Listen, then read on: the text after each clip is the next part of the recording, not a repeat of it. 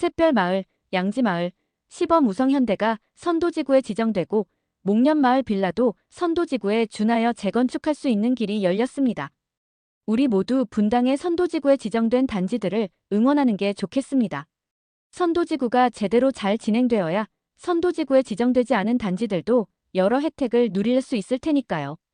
첫 번째로 선도지구 덕분에 전세 가격과 매매 가격이 상승할 것입니다.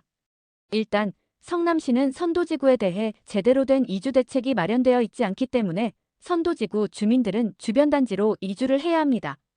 이는 자연스럽게 주변 단지로의 전세 가격 상승으로 이어지게 되겠죠. 전세가 상승은 매매가를 끌어올리는 요인이기도 하고요. 선도지구뿐만 아니라 주변 단지도 재건축이 가능하다는 부분이 있기 때문에 주변 단지로의 매매 수요도 꾸준히 증가하여 매매 가격이 상승하게 될 것입니다. 즉, 전세 가격과 매매 가격 상승은 불가피하다는 것입니다.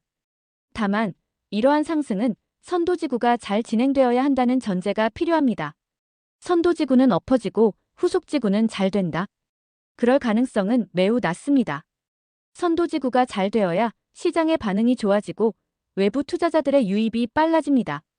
그렇게 되면 매매 가격 상승으로 이어지고 외부 투자자들로 손바뀜이 빨라지면서 재건축에 대한 지지가 더욱 거세지게 되어 재건축 사업은 점점 속도가 붙게 됩니다. 그렇게 선도지구가 치고 나가야 주변 단지들이 저평가되었다고 생각하고 추가적인 외부 투자자들의 유입이 증가하게 됩니다. 이렇게 주변 단지들에게도 이득이니 선도지구가 잘 진행될 수 있도록 선도지구를 응원해야겠죠?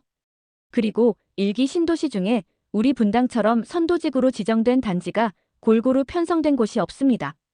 분당만이 유일하게 역세권, 준역세권, 비역세권, 빌라단지가 유형별로 골고루 표본을 갖추게 되었습니다.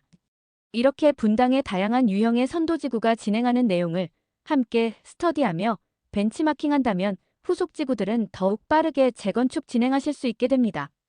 따라서 분당은 최적의 표본이 되는 선도지구를 잘 이용하시는 게 좋겠습니다. 세 번째, 분당은 단지별로 학교가 한두 개씩 설치되어 있는데요. 선도지구는 국토부에서 교육부 및 경기도 교육청과 12월 업무협약을 체결하고 학교 문제를 빠르게 해결하려고 노력할 것입니다. 후속지구들은 상대적으로 시간이 많기 때문에 학교 문제는 신경 안 써도 될까요? 아닙니다. 학교는 여러 단지들과 이해관계가 얽혀 있기 때문에 미리미리 준비해야 합니다. 통합단지 내에 있는 학교를 휴교시키고 학교 부지를 이동시키는 것에 대해서 주변 단지의 반대가 심하면 이 또한 재건축 정비 사업의 지연 요소가 되니까요. 사전에 주변 이해관계 단지 및 관계부처와의 협의를 면밀히 해야 합니다. 네, 명도 소송에서 패소했지만 법원 판결에 따르지 않고 버티면서 이른바 알박기 비판을 받았던 사랑제일교회가 결국 재개발 조합으로부터 철거 보상금으로 500억 원을 받게 됐습니다.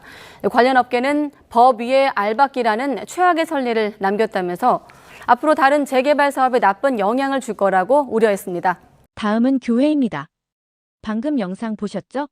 철거 보상금으로 500억 챙긴 교회라니 정말 무섭네요. 상가보다 더 무서운 게 교회 알박기 아니겠습니까? 물론 상가와도 협의 잘 해놓으셔야 하지만 그 전에 교회와 친분을 쌓고 재건축에 대한 비전을 함께 공유하여 교회도 한 방향으로 갈 수 있도록 많은 시간과 노력을 투자해야 합니다.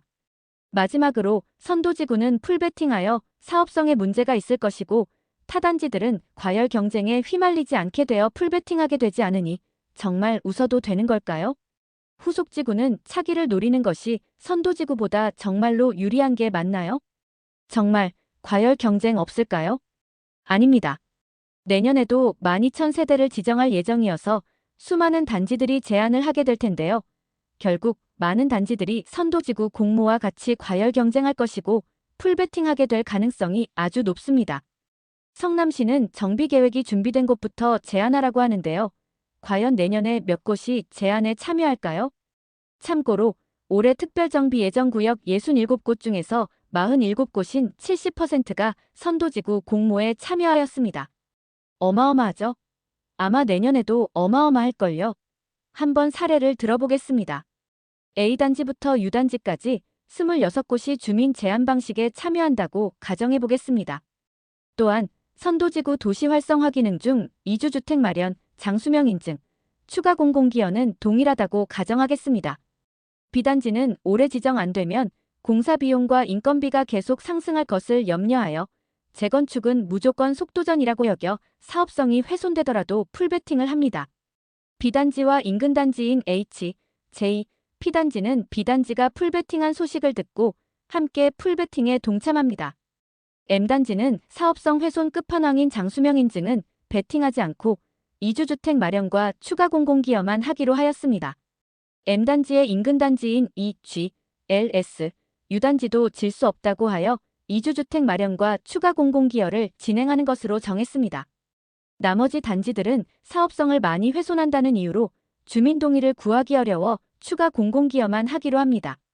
결과는 이번에도 풀베팅한 BH, J, P단지만 특별정비구역으로 지정되어 선도지구 공모했을 때와 동일한 상황에 처하게 됩니다. 결국 정부와 지자체의 말장난에 놀아나게 되는 것입니다. 이렇게 스토리가 전개되게 가만히 있으면 안 됩니다. 성남시와 정기적인 미팅을 통해 주민 부담을 최소화할 수 있는 정책을 함께 만들어 가야 합니다. 지금까지 말씀드린 것을 정리하겠습니다. 다 같이 선도지구 응원합시다. 선도지구를 통해 다른 단지들도 재산적 가치의 상승을 충분히 기대할 수 있습니다. 분당의 선도지구는 역세권, 준역세권, 비역세권, 빌라 단지들로 구성되어 있는 최적의 표본 단지들입니다. 선도지구들의 진행 상황을 잘 파악하여 벤치마킹하고 시행착오를 줄이면서 효율적으로 재건축 정비 사업을 준비할 수 있게 됩니다. 개꿀이죠. 그리고 재건축 사업의 최대 알박기인 학교와 교회 문제를 사전에 해소해야 합니다. 정비구역 지정 후에 진행하면 너무 늦어요. 분당은 재건축에 대한 열망이 엄청 높기 때문에 주민 제한 방식의 실질은 사실상 공모 방식과 같다고 할 수 있습니다. 그렇기 때문에 또 풀베팅할 수밖에 없는 구조여서 주민 제한 방식에 대해 어떻게 진행할지 성남시랑 협의해야 합니다. 말씀드린 4가지 외에 국토부에서 예시로 든 순차 정비 방식에 대해서 말씀드리고 싶은데 이 부분은 다음 영상에서 다뤄보도록 하겠습니다. 선도지구에 지정되지 않은 분당의 모든 단지들을 응원합니다. 화이팅 하십시오. 감사합니다.